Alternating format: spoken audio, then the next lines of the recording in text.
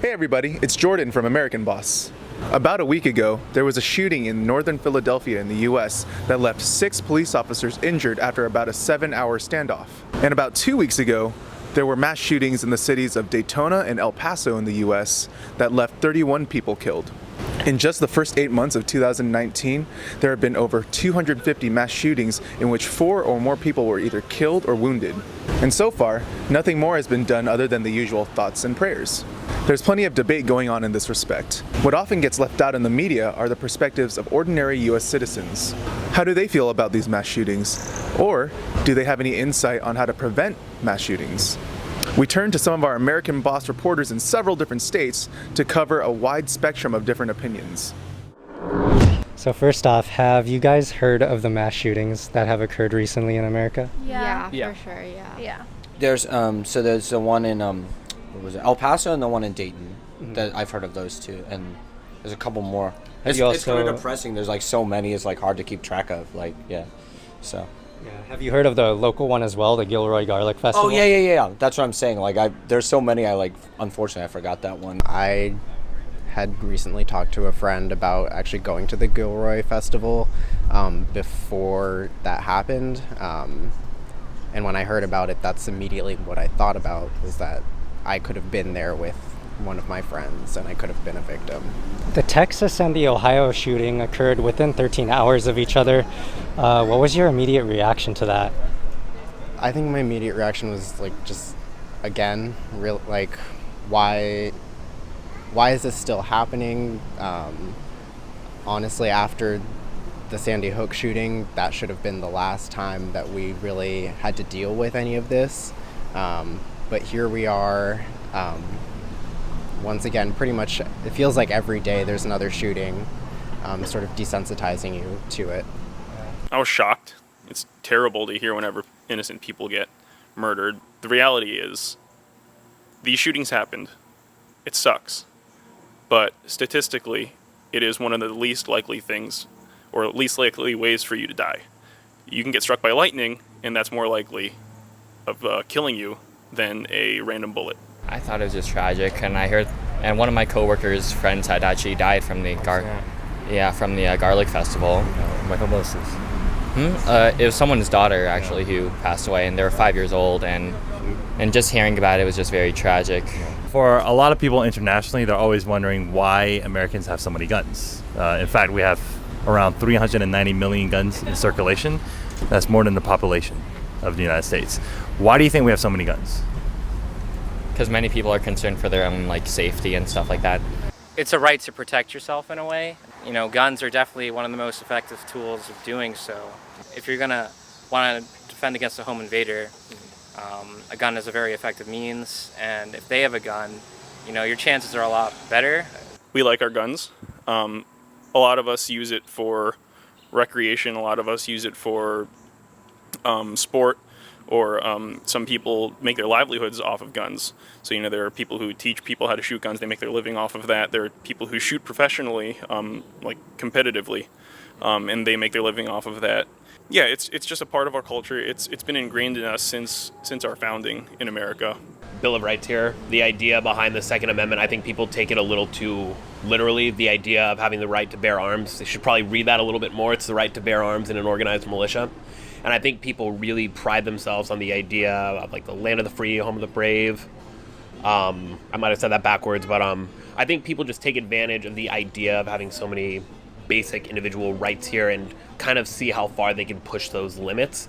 The idea of owning a gun is nice. I mean, realistically, I'd hate to say it, I want to own one for my own home for defense. But I don't see a reason having to carry it around left and right. The idea of open or concealed carry. Why do you think shootings occur so disproportionately high in the U.S. compared to other developed countries? I think it has to do with regulations set on guns, especially considering how easy it is to get a gun in the U.S. So, do you own a gun? No, I do not own a gun, and I will not own a gun. And I don't care to own a gun. There's no good to come owning a gun. No, but I would be open to owning. I'm not against it for me personally. I would be open to owning a firearm. What is your personal stance on gun control? I support it to a certain extent, but I also I don't think that is, like I said, I think addressing structural societal factors on a deeper level is more the answer. And I worry that when liberals just talk about gun control, it's not going to address the problems. And like we've seen in the drug war, just more and more police intervention and incarceration will tend to affect communities of color and minorities and poor people. And I worry that more and more increased gun control will actually affect those people and not actually address these mass shooters, which are white men. I generally don't believe in gun control. The way I see it, the way I see background checks are, they're viewing you as guilty before you're innocent. So judgment's already been passed that you need approval to exercise a right, and I fundamentally disagree with that. The tests and procedures to get one should obviously be more evident in the U.S. Like the whole idea of walking to a gun show, showing your ID or not thereof, and walking out with a firearm, that is just kind of totally unacceptable. That shouldn't be in this country. I feel like the procedure measures should be inflated, a lot more evident to get a gun or purchase one at all. And certain psychiatric evaluations should also be present, just saying if you're mentally ill, you cannot purchase one, or you've seen certain psychologists and they just do not believe that you should possess a firearm. Certain things like that should be more in factor rather than taking a test. Do you know how to fire one or do you not know?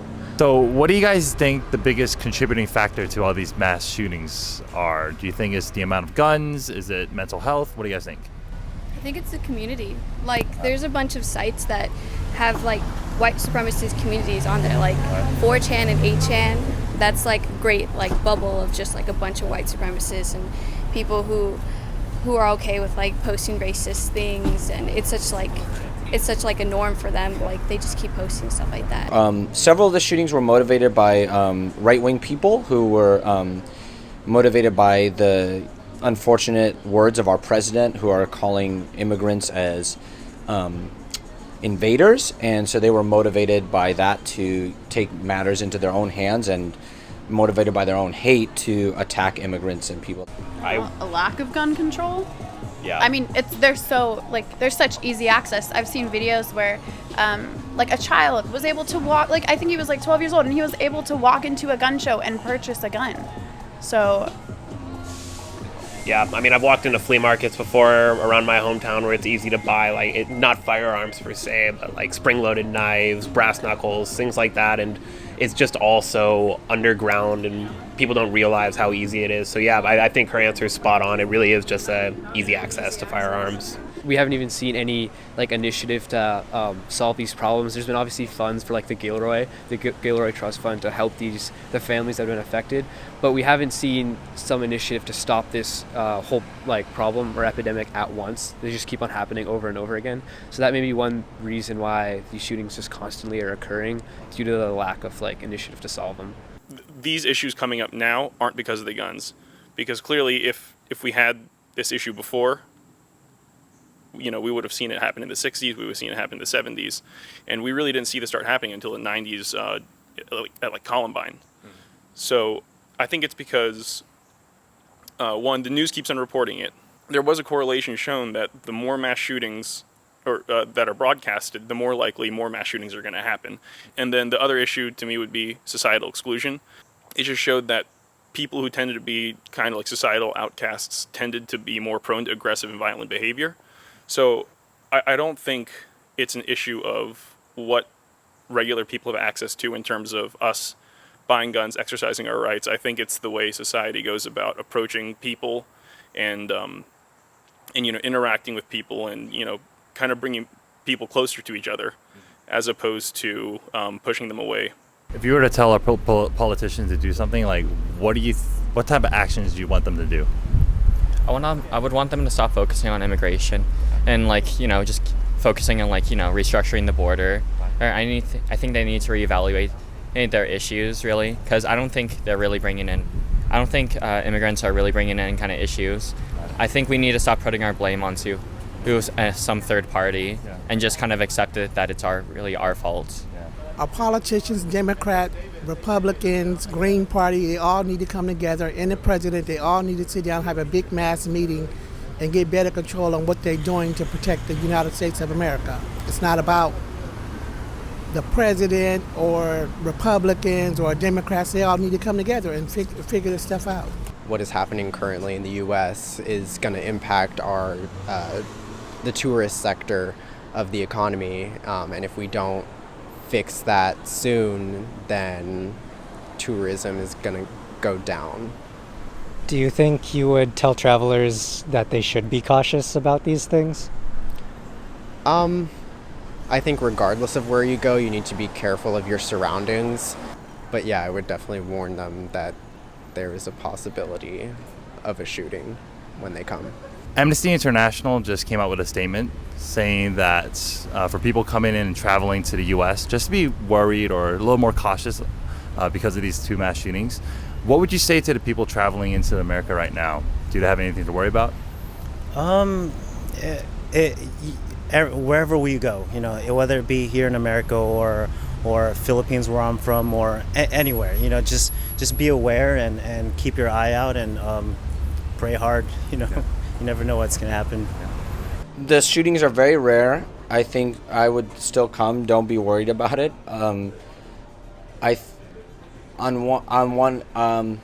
generally feel ashamed these days about how my country is viewed or presented in the world, but that's only one view of the United States, and there's a lot of different kind of Americans. So I would hope they would come and meet different kind of people like me. We tried to get a variety of perspectives from both sides, but obviously this isn't enough as a sample size. The point of this video is to get you to listen to real people's perspectives and opinions that may differ from yours, and for you to think critically for yourself. What do you think should be done to stop mass shootings in the US? Let us know in the comments below. For more authentic insight into the latest news and cultural trends in America, be sure to subscribe to American Boss. Thanks for watching and stay curious.